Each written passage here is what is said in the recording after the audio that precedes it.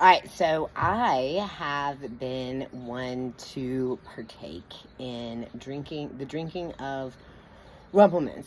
So story time, little short blurb.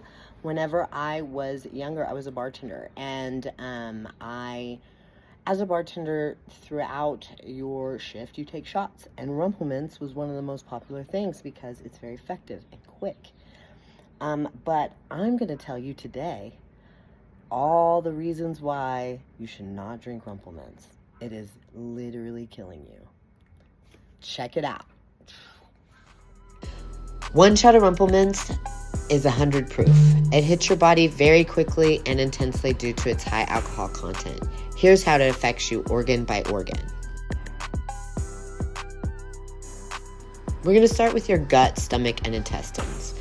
So alcohol is absorbed mostly in the small intestine but begins in the stomach. Rumpleminz's high alcohol content may irritate the stomach lining, increasing acid production and potentially causing nausea or gastritis over time. Enzymes like alcohol dehydrogenase in the stomach begin breaking down ethanol but are quickly overwhelmed with strong alcohol like this.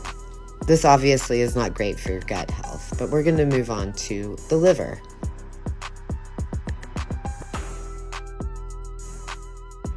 The liver is our primary detox organ. The liver metabolizes most of the alcohol via the enzymes alcohol dehydrogenase and acetylide dehydrogenase.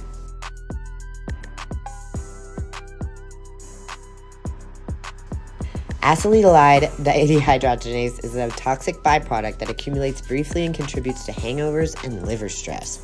Ugh. Even one shot forces the liver to pause other metabolic duties to focus on detoxing the alcohol.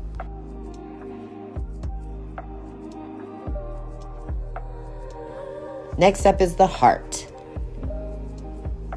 Initially, alcohol can increase your heart rate, which is tachycardia, and cause slight vasodilation, blood vessel widening, leading to a warm flush.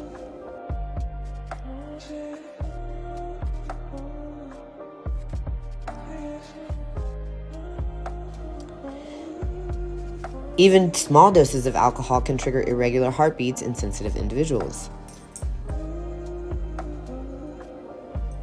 Chronic exposure increases the risk of cardiomyopathy and hypertension. Then we're going to move on to our autonomic nervous system.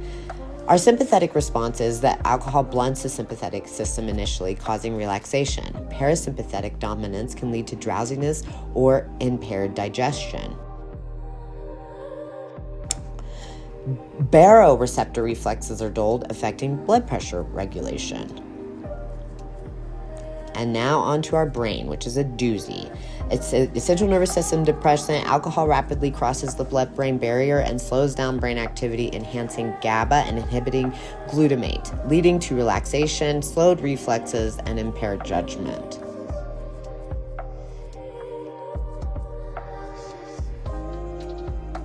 You get a dopamine surge which triggers a temporary boost in dopamine, creating a short-lived feeling of pleasure or confidence, which is the buzz. Just one shot can reduce coordination, decision-making ability, memory formation, and impulse control.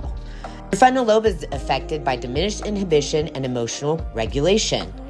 Your long-term vulnerability with repeated use, even in small amounts, requires reward circuits and increases susceptibility to dependency and mood disorders. Alcohol interferes with the absorption and storage of thiamine, a critical nutrient for brain energy metabolism.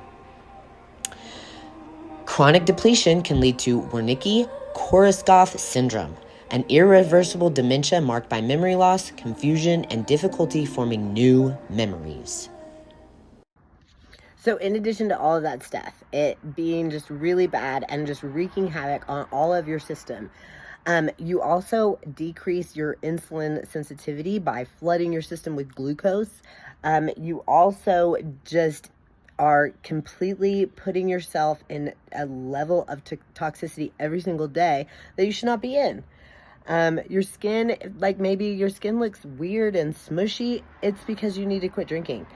The reason why I make these videos is not to like shame people or anything like that. The reason why I make these videos is because alcohol is literally the devil, and it's used to control us.